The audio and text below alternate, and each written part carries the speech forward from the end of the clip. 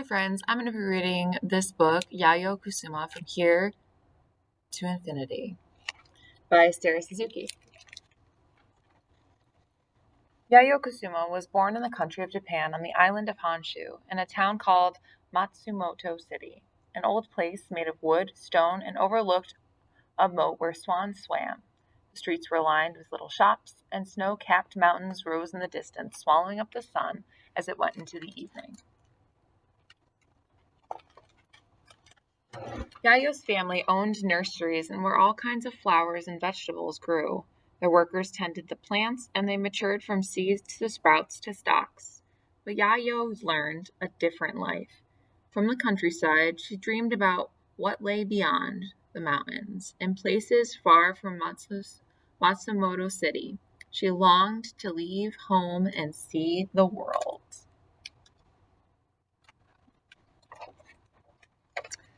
Yayo's mother wanted her to stay home and learn old-fashioned manners, how to dress elegantly, walk demurely, eat politely, and find a proper husband. But Yayo wanted to be an artist.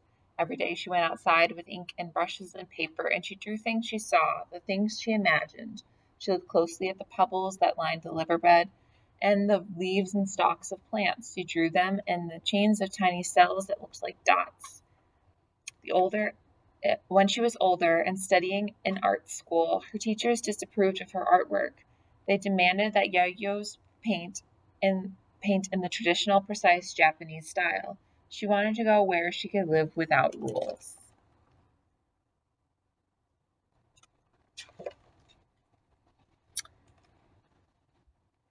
When she was 28 years old, she packed up her silk kimonos and thousands of drawings and stuffed dollar bills into the toes of her shoes. It was her first airplane trip, and there were only 4 other passengers, and the weather was stormy, and with rain and lightning. The airplane wobbled and dipped as it flew to America.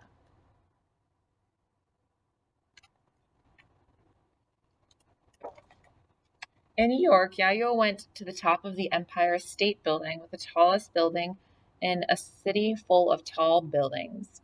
When she looked down, she saw buses and cars and yellow taxis zooming up and down the avenues, and the bankers and the teachers and the artists rushing to work. From up on the 86th floor, they looked like dots. She felt far from the quiet Matsumoto City and her mother's rules. Here it seemed anything was possible.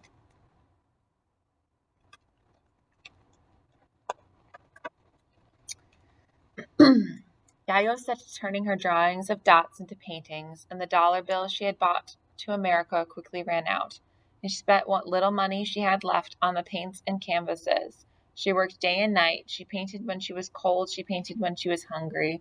She painted when she was lonely, and she turned her dots into sculptures too, with soft stuffed tubes that covered sofas and chairs, and she was devoted to her dots.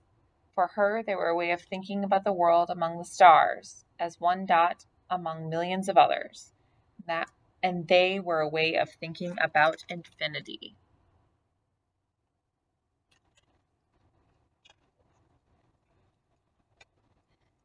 Sometimes when she grew frustrated, she visited the Museum of Modern Art. She gazed at the paintings by other artists, and she thought about why and how they were made. She looked at pictures of dancing girls and swinging night skies, trying to solve them as if they were puzzles.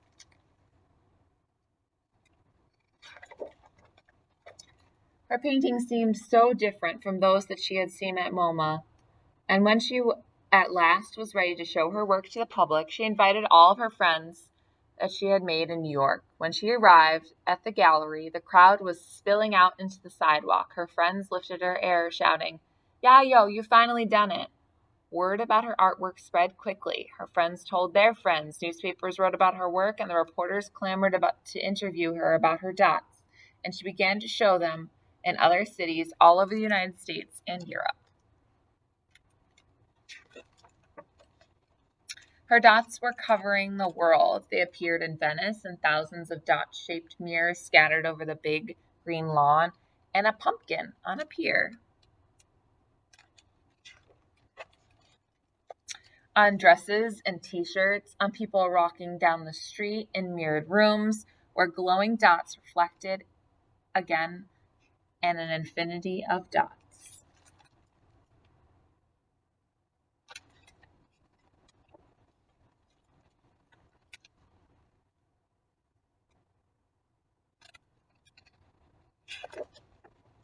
Having visited many countries all over the world, Yayoi returned to Japan. The country had changed since she'd left, with many different artists changing the old traditional style, as Yayoi had been doing all along.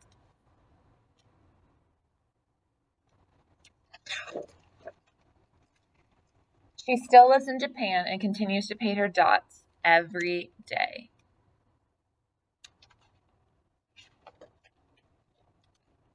Here are some of her artworks.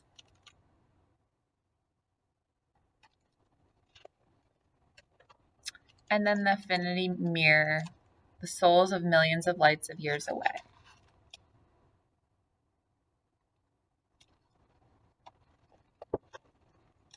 And this is her obliteration room.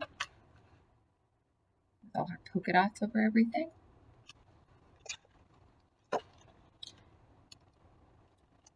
And I'll read a little bit about the artist if you guys would like to listen. This is her right here. So I'm going to read about her.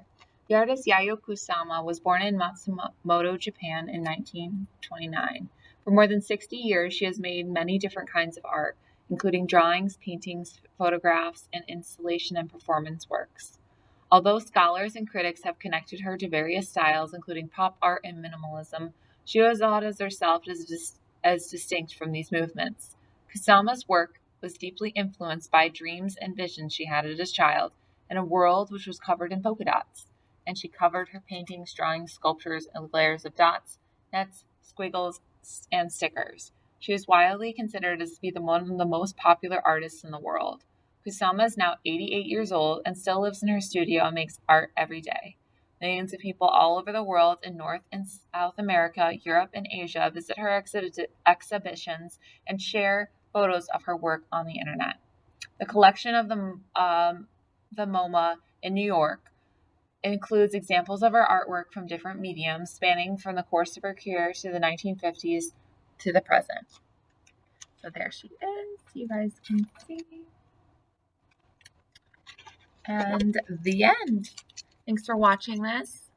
This is just a little bit about the artist that we're going to be learning about with to create our own pumpkins. I hope you enjoyed this video, and I'll see you guys soon. Bye.